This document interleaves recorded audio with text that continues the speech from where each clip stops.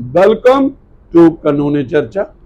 तो आज दोबारा मेरे साथ हैं डॉक्टर प्रवीण जोगराज जी। तो डॉक्टर साहब से हम बात करेंगे। डॉक्टर साहब, इसका टाइटल जो है कंसेप्ट ऑफ मैरिज और जो यूनिफॉर्म सिविल कोड, ये दोनों में क्या है, इसके बारे में चर्चा होगी।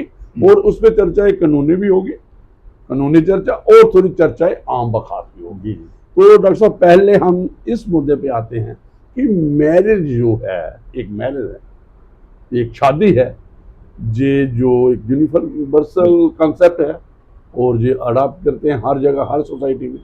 तो इसके बारे में, और ये जो स्टूडेंट्स हैं हमारे सोशियोलॉजी के, जहाँ जो हमारे लॉ ग्रेजुएट, लॉ इंटर्न्स हैं, स्टूडेंट्स हैं, जजेस हैं, ये आज का ये एक बॉस चैप्टर और कॉन्स्टिट्यूशन की भी बात होगी, संविधान की बात होगी। तो मुझे थोड़ा सा बताइए कि समाज में थोड़ा सा ये कंसेप्ट ऑफ मैरिज क्या है, थोड़ा सा मैरिज क्या है, क्या इसमें इंक्लूड होता है। Sir, thank you very much जज साहब। आपने बोला कि मैरिज क्या होता है। आज का हमारा टॉपिक ही है concept of marriages in India and uniform civil code. तो मैं रेफरेंस दूंगा हिंदू मैरिज एक्ट 1955 का, जिसके मुताबिक मैरिज इज एक legal contract between two male and female, जहां की फीमेल की आयु 18 साल से ऊपर होनी चाहिए, मेल की आयु 21 साल से ऊपर होनी चाहिए। और according to this act there is polygamy, यानी कि आप एक और वाइफ के जीते जी दूसरी शादी नहीं करते। अगर कर सकते हैं, लेकिन उसके लिए आपको लीगली डाइवर्स सर्टिफिकेट चाहिए होता है। तो ये मैरिजेस का कंसेप्ट है इंडिया में। तो बात करेंगे अब यूनिफॉर्म सिविल कोड की। अब यूनिफॉर्म सिविल कोड में 3 अक्षर हैं, uniform civil code. Uniform means जो पूरे इंडियन टेरिटरी में लागू होगा। कोड का मतलब एक ग्रुप ऑफ लॉज और गाइडलाइंस जो कि होनी चाहिए। और सिविल वर्ड को मैं बताऊंगा कि हम लोग कॉलोनियल रूल से आए हैं। तो और दूसरा वर्ड होता है criminal. As far as universal criminal laws है, वो ऑलरेडी अंग्रेजों के टाइम के पूरे यूनिवर्सल लागू हैं, इररेस्पेक्टिव ऑफ रिलीजन। लेकिन अब चर्चा हो रही है यूनिवर्सल सिविल कोड। तो यूनिवर्सल जो सिविल कोड है, मैं आपको बताऊं, ये इतना ज्वलंत मुद्दा है पूरे भारतवर्ष में। सोशल मीडिया में इस वक्त टॉपिक ऑफ डिस्कशन चल रहा है। 2 डिसीजन जो हुए थे 370 और राम मंदिर के, उसमें इतनी कॉम्प्लिकेशंस नहीं थी, वो कर पाई। लेकिन ये बहुत ही पेचीदा कॉम्प्लिकेटेड मसला है, जो कि अंग्रेजों ने भी कोशिश की करने की शुरुआत। कॉन्स्टिट्यूशन में भी इसको काफ़ी अधिकार दिए गए, लेकिन अभी तक प्रैक्टिकली नहीं हो पाया। तो शुरुआत में करूंगा कि जो हमारा जो मैरिज का जो पहला एक्ट था 1829 में, राजा राम मोहन रॉय के प्रेशर में अंग्रेजों ने सती प्रोटेक्शन एक्ट स्टार्ट किया। तो पहले की जो सती औरत है वो नहीं कर सकती। फिर 1857 में हिंदू विडो री मैरिज एक्ट, ये वाटरशेड था कि हिंदू विडो भी शादी कर सकती है। लेकिन जब कॉन्स्टिट्यूशन बना इंडिया का, कॉन्स्टिट्यूशन बनना, उसमें जो मेन सूत्रधार थे अम्बेडकर जी, उनका भी मानना था कि यूनिवर्सल सिविल कोड होना चाहिए। जो हमारे प्राइम मिनिस्टर थे नेहरू साहब, उनका भी मानना था कि यूनिवर्सल सिविल कोड होना चाहिए। और इसके लिए वोटिंग भी हुई, क्या इसको फंडामेंटल राइट में लिखा जाए या डायरेक्शंस ऑफ स्टेट पॉलिसी में रखा जाए, डायरेक्टिव्स ऑफ स्टेट पॉलिसी में रखा जाए। तो लेकिन ये इलेक्शन था इंटरनल कॉन्स्टिट्यूशन असेंबली का, 5-4 से हार गए। अल्टीमेटली ये डिसाइड किया गया डायरेक्टिव्स ऑफ स्टेट पॉलिसी में ये यूनिवर्सल सिविल कोड होगा, और ये it is not a fundamental right. तो ये कॉन्स्टिट्यूशन वारंटी भी नहीं है। मकसद यही था, क्योंकि उस वक्त कंट्री ऐसे दौर से गुजर रही थी जहां कम्युनल राइट्स हो रहे थे, प्रिंसली स्टेट्स एक्सेशन था। तो वो गवर्नमेंट इस वक्त और कोई चैलेंज एक्सेप्ट करने के सिचुएशन में नहीं थी। तो 1955 में प्रधानमंत्री हमारे जो नेहरू साहब थे, उन्होंने हिंदू मैरिज एक्ट, 4 कानून, जिसको कॉमनली हिंदू सिविल कोड कहते हैं, तो इसके अंदर 4 एक्ट लाए। Hindu marriage act 1955, Hindu succession act 1956, Hindu minority and guardianship act 1956, जो कि अब गार्जियन एक्ट के मुताबिक वैसे भी लागू हो चुका है फॉर ऑल रिलीजन्स। और लास्ट में था Hindu adoption and maintenance act 1956। तो यूनिवर्सल सिविल कोड में, यूनिफॉर्म सिविल कोड में 4 चीजें आती हैं। एक तो मैरिज एंड डाइवर्स, दूसरा आता है अडॉप्शन, तीसरा आता है मेंटेनेंस, और उसके बाद आता है प्रॉपर्टी का जो मसला था। तो ये 3-4 चीजें आती हैं इसमें। तो ये चीजें जो हैं एक एक करके कवर हो चुकी हैं। जैसे आपने बताया जुडिशियल का, आपने तो बताया मैं human rights। अभी बिल्कुल। डॉक्टर साहब आपकी बात जो आपने हिस्टोरिकल फैक्ट्स भी चर्चा कर दी और कानून की बात एक डॉक्टर से सुनना बहुत अच्छा लगता है? और मुझे लगता है आप स्टडी करते हैं हर टॉपिक पे, हर मुद्दे पे, तो मुझे अच्छा लगा। तो मैं ये अप्रिशिएट करते हैं डॉक्टर साहब, क्योंकि हम हर एक अपने अपने फील्ड में होता है, तो आपको हम आज लीगल एस्पेक्ट्स पे भी सुन रहे हैं, कॉन्स्टिट्यूशन पे भी बात कर रहे हैं, हिस्ट्री पे बात कर रहे हैं, तो अच्छा लगता है। तो डॉक्टर साहब मैं ये तो आपने एक पहले वर्ड यूज किया, थोड़ा सा हम इसको थोड़ा सा ये कर रहे हैं, थोड़ा सा एलैबोरेट, जो कॉन्ट्रैक्ट लफ्ज इस्तेमाल किया ना, बिल्कुल जो मुस्लिम मैरिज है वो कॉन्ट्रैक्चुअल मैरिज है। उसमें आपने सुना होगा बॉलीवुड मूवीज में, अदरवाइज भी वहां से ऑफर है एक्सेप्टेंस, तो वो कबूल होती है। ये हमारी मैरिज जो है ये एक सैक्रामेंट, ये शिरोमणि जब तक कंप्लीट ना हो, वो एक ठीक है कॉन्ट्रैक्ट है, दोनों की तो कंसेंट तो लेनी ही लेनी है ना, तो है, लेकिन एक उसमें क्या हमारा है, एडिशन है सैक्रामेंट, 7 जन्मों का, तो उसमें थोड़ा सा डावर होता है, उसमें डावर फिक्स होता है। तो हमारे में ऐसा, हाँ हमारी प्रैक्टिस क्या है, डोरी जो हम इलीगल समझते हैं। तो डॉक्टर साहब आपने दूसरी बात की कि जो हिंदू लॉ है, जो हिंदूज को लगते हैं, जो आपने दे दिया अडॉप्शन, मेंटेनेंस, बिल्कुल हैं, कोडिफाइड हैं और ये एप्लीकेबल है। तो और आपने एरिया भी बता दिया जहां यूनिफॉर्म सिविल कोड की क्रिमिनल, जो आपने कह दिया कि क्रिमिनल जो लॉज हैं इक्वली एप्लीकेबल है। तो मैं थोड़ा सा उसमें ही ऐड करें कि सिविल जो ये वाले लॉ है ना, ये भी equally applicable with the passage of time हो गए। देखिए आपने बात की अडॉप्शन की, अडॉप्शन को कैसे कवर किया कि मुस्लिम फैमिली भी अडॉप्ट कर सकते हैं, वहां यतीम ऑर्फन का कंसेप्ट आया, और juvenile justice care and protection है, ये जो इसमें एक चैप्टर है, उसमें सेक्शन है कि एक जो सुप्रीम कोर्ट में भी इसमें आया था, उसने कहा यार एक यतीम बच्चा है, ऑर्फन है, हिंदू है, मुस्लिम है, क्रिश्चियन है, पारसी है, कोई भी रिलीजन, सिख है, तो उसने कहा अगर इसको फैमिली मिल जाती है तो उसमें पूरा अभी अडॉप्शन का प्रोविजन हमारे पास है, इररिस्पेक्टिव ऑफ रिलीजन। तो यूनिफॉर्म हम कह सकते हैं कि ये अचीव कर लिया है अडॉप्शन। अभी आप मेंटेनेंस में बात किया, तो मेंटेनेंस का क्या कंसेप्ट है, तो आपके पास सेक्शन 125 पूरा क्रिमिनल प्रोसीजर, ठीक है, 125, और आप जो women protection domestic violence act भी है, उसमें भी एक मेंटेनेंस का कंसेप्ट उसमें भी हो सकता है। तो उसमें एक वाइफ की डेफिनेशन जो आपने किया, शाहबानो का केस था, आपको नॉलेज होगी, उसमें था कि भाई उसमें भी एक फिर 1986 में एक नया कानून आया, उसने कहा कि अगर ये हस्बैंड नहीं देता उसकी प्रॉपर्टी से ले लो, अगर नहीं बगम बोर्ड, तो उसको अभी पीछे जजमेंट हुई सुप्रीम कोर्ट ने भी उसको क्लियर किया कि जो 125 है ये सुपरसीड करे, जे इसी के मुताबिक इररिस्पेक्टिव ऑफ जो इतना पीरियड था 125 सुपरसीड हुई है। मैं इसको स्टार्ट करूंगा यूनिफॉर्म सिविल कोड को आगे। बिल्कुल, यूनिफॉर्म सिविल कोड इतने सालों से अंधेरे में था, लेकिन 1985 में शाहबानो केस था, वो पूरा इंडिया में चर्चित रहा। तो 1985 में शाहबानो जो 70 साल की औरत थी, उसके हस्बैंड ने उसको मेंटेनेंस छोड़ दिया था 3 बार तलाक कह के, और उसको मेंटेनेंस बंद कर दी थी। तो वो कोर्ट में गई, उनके जो वकील थे रशीद साहब, उन्होंने भी केस में किया। तो इस केस का जब फैसला हुआ, उस फैसले में जज साहब उस वक्त चीफ जस्टिस जो केस थे वाई.सी. चंद्रचूड़ साहब थे, जो चंद्रचूड़ साहब ही थे जो इस वक्त हमारे प्रेसिडेंट, उनके जो एक्स के जब फादर है हमारे, उन्होंने जजमेंट दी, उन्होंने डायरेक्शंस दी पार्लियामेंट को, we are giving you directions to frame the draft of uniform civil code. तो 1985 से कोर्ट से डायरेक्शन आती हैं कि यूनिफॉर्म सिविल कोड का पार्लियामेंट ड्राफ्ट इसको तैयार करे।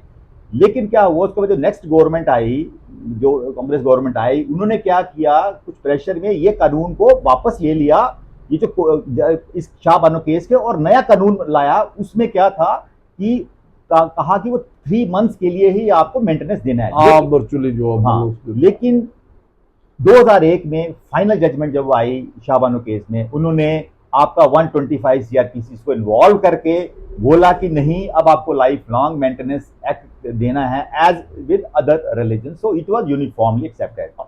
ठीक है, Yes. आप कहते हो उसमें जो आप कह रहे हो ना, जिसको थोड़ा सा मैं लीगल शेप दे देता हूं जो आपकी, तो इसमें क्या था, मुस्लिम women protection of rights divorce act हाँ 1986 का 86 था, था। आया था, हाँ। जो शाहबानो की केस केस के के बाद आया था। तो हमें पॉलिटिक्स में नहीं जाना है, क्या हुआ क्या नहीं, उसमें मैंने पहले ही बात की कि वो कहता था कि पहले उसकी हस्बैंड की प्रॉपर्टी है, उसकी फैमिली की प्रॉपर्टी है उसके, तो उसमें से वो ले जा सकती है। तो लेकिन आज जो है आर्टिकल जो सेक्शन 125 क्लियर करती है, क्लियर कर देते इक्वली एप्लीकेबल है, और मैंने आपको डोमेस्टिक वायलेंस वाले भी बता दिया कि वो भी एप्लीकेबल है। अच्छा डॉक्टर साहब, अभी ये भी हो गया मेंटेनेंस का सर, भी। एक और मैं केस बताऊंगा, बताएं। इसी की कड़ी में एक और कोर्ट की डायरेक्शन है पार्लियामेंट को, ये है 1995 का चर्चित सरला मुद्गल केस।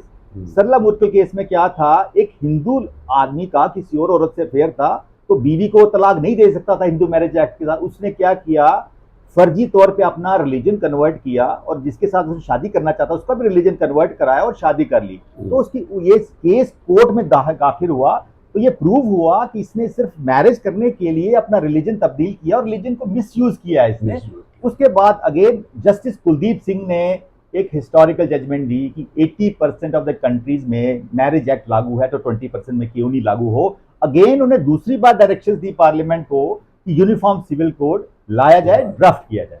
तो डॉक्टर साहब, अभी जो आपने बात की, बिल्कुल यही बात मैं आगे ऐड करना चाह रहा हूँ। जो आपने हुआ गया, जो आपने मुद्गल वाला, थोड़ा सा इसको दे दूंगा लीगल शेप। उसमें क्या था, बिल्कुल आपकी बात, तो उसने शादी कर ली दो बाय अडॉप्टिंग जो ये असलाम फेद कर लिया, और उसको उनको कह दिया कि भाई मैं अभी मुस्लिम बन गया। तो ये केस क्या था, ये जो सेक्शन 494 है, जो हिंदू में मोनोगेमी है और मुस्लिम में पॉलीगेमी की बात करती है। 82 के अंदर BNS, अभी नई सेक्शन जो आपने डॉक्टर साहब, आप तो 82 जो BNS की कॉरस्पॉन्डिंग बनी है। तो डॉक्टर साहब उसमें क्या है, बड़ा इंटरेस्टिंग देखिए, 494 IPC और 82 कॉरस्पॉन्डिंग जो अभी 1 जुलाई से लगी है, 1 जुलाई 2023 बार कम है, एक चेंज नहीं लाई। मैं डॉक्टर साहब थोड़ा सा ये कहूंगा, चाहे किसी को तकलीफ हो, जब बात है, मैं नहीं कहता कि भाई अगर आप यूनिफॉर्म सिविल कोड लाना चाहते हो तो फिर इसको क्यों मैरिज में आप फर्क क्यों करते हो। तो 82 है, इसमें वही चीज है जो 494 में है, marrying again during life time of husband और वाइफ। तो हमारी सेक्शन 5 लग जाएगी, सेक्शन 11 हो जाएगी। अगर दूसरा कोई हिंदू सेकंड मैरिज करता है तो वो मैरिज वाइड है, तो जिस केस में मैरिज वाइड होगी उसमें सजाए 7 साल होगी, और उसमें एप्लीकेबिलिटी सेक्शन 82 की हो जाएगी जो BNS की है। लेकिन जिसकी नहीं वाइड है, तो ऑब्वियसली शरिया लॉ के मुताबिक एक मुस्लिम है, वो 4 मैरिज पॉलीगैमी में जा सकता है, तो उसकी मैरिज वाइड नहीं है, तो उसको जे भी एक बात करने पड़ेगी क्लियर, आने वाले यूनिफॉर्म सिविल कोड अगर लगता है तो उसकी मैरिज भी जो है वो भी वाइड हो जाएगी। दूसरी मैरिज बाइगैमी पॉलीगैमी जा ही नहीं सकता। शरिया जो लॉ है 1937 को एप्लीकेबल किया है, जो सुपरसीड करता है जो हमारे कस्टम लॉ दूसरा तीसरा कि जो मुस्लिम में प्रैक्टिस थी उसको सुपर, और शरिया लॉ एप्लीकेबल करता है मुस्लिम पर। चाहे डायरेक्शन पार्लियामेंट को बहुत, लॉ कमीशन बना, पहले 2018 उन्होंने कहा कोई जरूरत ही नहीं है, अभी दोबारा 2023 में नया बनाया है वो लॉ कमीशन, वो अभी रिस्पॉन्स दे रहा है। तो अभी जो यूनिफॉर्म जो उत्तराखंड में लागू हो गया, गोवा में आगे भी लागू था।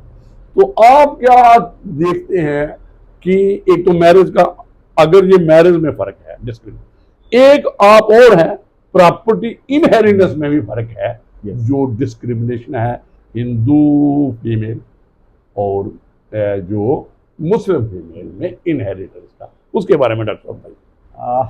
जो प्रॉपर्टी इनहेरिटेंस है उसमें हिंदू फैमिलीज में गर्ल को और बॉय को, यानी कि मेल और फीमेल जेंडर डिस्क्रिमिनेशन नहीं है, बराबर की उनको डिस्ट्रीब्यूशन होती है प्रॉपर्टी की। वेयर इक्वल है, वेयर एज मुस्लिम रिलीजन में ये नहीं है। तो स्वाभाविक बताएं कि कितना कम है फीमेल, हाफ है, हाफ है। मुस्लिम जो फीमेल है वो मेल से हाफ लेती है, प्रॉपर्टी इनहेरिटेंस। ये मुस्लिम लॉ, पर्सनल लॉ के मुताबिक है। तो अगर यूनिफॉर्म सिविल कोड आ गया, एप्लीकेबल हो गया, तो ये भी जो जेंडर न्यूट्रल हो जाएगा, जेंडर इक्वालिटी और जेंडर न्यूट्रल हो जाएगी। मैं आपको इनहेरिटेंस में मैं आपको ले चलता हूँ उसका गोवा का। तो गोवा जब इंडिया आजाद हुआ तभी से Portuguese uniform civil code Goa में लगा हुआ है। तो तभी से आज तक वहां मोनोगैमी है, और फैमिली लॉ वहां पर भी किसी ने भी शादी करनी है inter religion, that will be monogamy, और that marriage has to be registered. Only registered marriage को आप किया जाता है। 2006 का एक कानून है सुप्रीम कोर्ट का, 2006 का, कि हर मैरिज जो है दैट शुड बी रजिस्टर्ड, क्योंकि आपको वीजा बनाना है, पासपोर्ट बनाना है, आपको रजिस्ट्रेशन मैरिज, तो registration has become a very important document in India. और अब तो उत्तरांचल में पिछले साल ये अभी इसी साल जो ड्राफ्ट उत्तराखंड में 796 पेज का ड्राफ्ट को मंजूर दिया है। और इस ड्राफ्ट में हमारे स्टेट के जो जस्टिस प्रमोद कोहली साहब भी थे, जो वीसी थे वहाँ के, जो एक्स चीफ सेक्रेटरी थे शत्रुघ्न सिन्हा साहब, वो भी थे।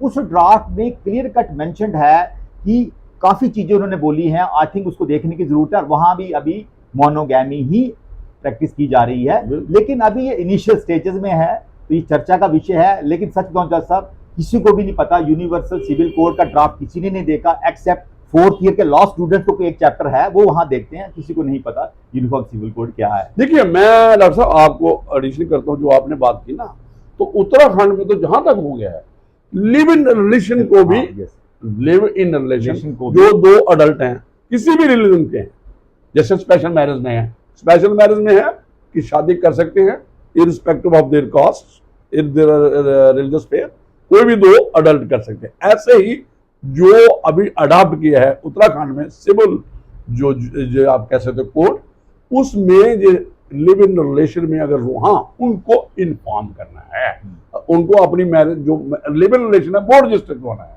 स्पेशल मैरिज में मैरिज रजिस्टर करना, तो उनको इन्फॉर्म करना और अडल्ट होना चाहिए। और जो आज लिव इन रिलेशन की बात है वो तो एक यूनिवर्सल की डेफिनेशन में देखिए। उसके बाद लेकिन क्रिश्चियन मैरिज एक्ट डिफरेंट है, ट्राइबल का अलग है, मुस्लिम का अलग है। अब स्पेशल मैरिज एक्ट जैसे आपने बात की, तो स्पेशल मैरिज एक्ट में अगेन मोनोगैमी है, बिल्कुल। दूसरा स्पेशल मैरिज एक्ट में कोई बड़ी चीज है कि 37 रिलेशंस आप शादी नहीं कर सकते। तो स्पेशल मैरिज एक्ट इंडिया में अभी भी लागू है, तो उसमें रजिस्ट्रेशन मैं बताता हूँ डॉक्टर साहब क्या है। कुछ चीजें प्रोटेक्ट की गई हैं, सेफ की गई हैं, जो हमारे रिचुअल्स हैं, जो हमारे कस्टम्स हैं, जो सीरीज हैं, प्रैक्टिस है।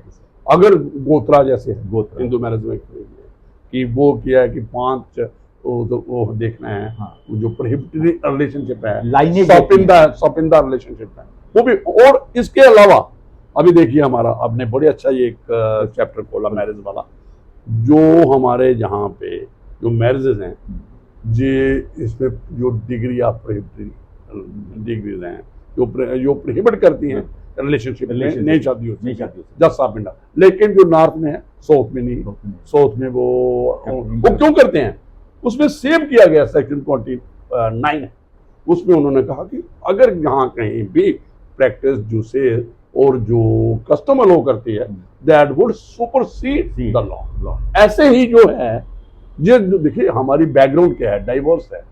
हम क्या, ये तो हम ट्राइबल बैकग्राउंड है और इंडिया में डिफरेंट किस्म के लोग रहते हैं। तो उन्होंने कस्टम, और अभी भी यूनिफॉर्म सिविल कोड में क्या बात हुई है, उन्होंने कहा हम कस्टम को प्रोटेक्ट करेंगे, हम जो जूसेज हैं प्रोटेक्ट करेंगे, ट्राइबल प्रैक्टिस जहां है we will not touch that. जो मॉडर्न होना चाहते हैं, जो आगे जिस बच्चों ये क्या है यूनिफॉर्म सिविल कोड की दरकार, इसमें डिस्क्रिमिनेशन खत्म करें, one country one law, one rule. और डिस्क्रिमिनेशन खासकर किसको डिस्क्रिमिनेशन ज्यादा है, फीमेल, जो हमारी वीमेन, अगर एम्पावरमेंट की बात करते हैं, हम एक इंक्लूसिव सोसाइटी की बात करते हैं, हम जेंडर न्यूट्रलिटी की बात करते हैं, तो फिर क्या है, फिर क्यों एक रिलीजन की मुस्लिम जहां दूसरे जहां हिंदू जहां कुछ है, इनमें फर्क क्यों है, क्रिश्चियन में फर्क क्यों है, पारसी में फर्क क्यों है, इनकी जो सोशल लाइफ है, जो रिलीजियस लाइफ है, तो इसमें जो, और देखिए क्या है, संविधान हमें कहता है कि जो हमारे सोशियो पॉलिटिकल और जो इकोनॉमिक जो है एक्टिविटी है इक्वल होनी चाहिए, इक्वल सिचुएशन होनी चाहिए, और जो लोग नीचे हैं उनको रिजर्वेशन देके इक्वल करना है। तो आपने कहा आर्टिकल 44 जो directive principle of public policy में आता है, तो आप कोई और इस पे बात ऐड करना चाहते हैं? मैं तो यही कहूंगा कि हमारा जो मकसद था इस डिस्कशन का सिर्फ लोगों को अवेयर करना है बिल्कुल कि यूनिफॉर्म सिविल कोड है क्या, बिल्कुल। और ये क्योंकि लोगों को पता नहीं है, और क्या होता है कि अनसुनी जो खबरों को लोग सोशल मीडिया पे वायरल कर देते हैं जो कि कंट्री की जो सोशल फैब्रिक को खराब कर रही हैं। बिल्कुल। तो एग्जैक्ट फैक्ट्स एंड फिगर जज साहब की गाइडेंस में हमने बताए हैं, यही फैक्ट्स एंड फिगर्स हैं यूनिफॉर्म सिविल कोड के। और इंडियन लॉ मैरिजेस का क्या कानून है, तो आज के जमाने में मुझे नहीं लगता कि जो कोई भी सोसाइटी चाहेगी पॉलीगैमी, मुझे नहीं लगता कोई भी नहीं है, जो आपने बिल्कुल अच्छा कहा। और मैं फैक्ट्स बताऊंगा, इंडिया में भी जो अभी लेटेस्ट फिगर पिछले साल के आए हैं, हिंदूज में पॉलीगैमी 1.3% है और मुस्लिम से 1.8% है, कोई ज्यादा डिफरेंस नहीं है अभी, और नहीं अफोर्ड ही नहीं कर सकते। बिल्कुल। देखिए, एक जो फैमिली यूनिट है उसको सोसाइटी में एग्जिस्ट करना है, तो इकोनॉमिकली भी करना है, सोशली भी करना है, तो वो तभी करेगा अगर काम बच्चे होंगे। तो आने वाला जो वक्त है 10 साल के बाद, मुझे लगता है पॉलीगैमी वो पास हिस्ट्री बन जाएगी, मुझे लगता है होगी ही नहीं। मैं ये कहता हूं कि ये 494 जो 82 इस वक्त बना है भी, इसको इक्वल करना चाहिए था कि ये 7 ईयर जो पनिशमेंट जिसकी मैरिज बाइड समझी जाएगी, जो भी आपका इक्वली एप्लीकेबल करना चाहिए था, और जो पर्सनल लॉ इसमें इन्वॉल्व नहीं करना चाहिए था। और यही कहना था कि जो सेकंड मैरिज कहता है करता है इररिस्पेक्टिव ऑफ रिलीजन, क्योंकि ये क्रिमिनल जो हमारे भारतीय न्याय संहिता है, आपने कहा पहले कि क्रिमिनल जो लॉ है ये इक्वली एप्लीकेबल हो गए, लेकिन यहाँ पे डिस्क्रिमिनेशन है ना, जो वो इक्वल एप्लीकेबल। ये देखिए, एक मैं बात बताता हूँ कि अंग्रेजों ने भी कोई इंटरफेरेंस नहीं करनी चाहिए, यहाँ रिफॉर्म्स की जरूरत थी वहाँ की, तो हम भी आस्ता आस्ता जो ये डेमोक्रेटिक सिस्टम है हमारा, तो इसमें आस्ता आस्ता चेंज आएगी, कंसेंसस लेगा, और अब जो भी हैं लोगों, और मुझे लगता है यूनिफॉर्म जो सिविल हो चुका है, कुछ ही रह गया है, कुछ जैसे हमने कहा 2 है प्रॉपर्टी जो पर्सनल लॉ के मुताबिक, और जो हमने बात की है पॉलीगैमी बाइगैमी, बाकी मुझे अडॉप्शन है हमारे पास है, और जो मेंटेनेंस की बात हो गई, इनहेरिटेंस में थोड़ा फर्क है, तो मुझे लगता है ये काफ़ी आज के लिए। तो लीजिए इजाज़त, थैंक यू वेरी मच।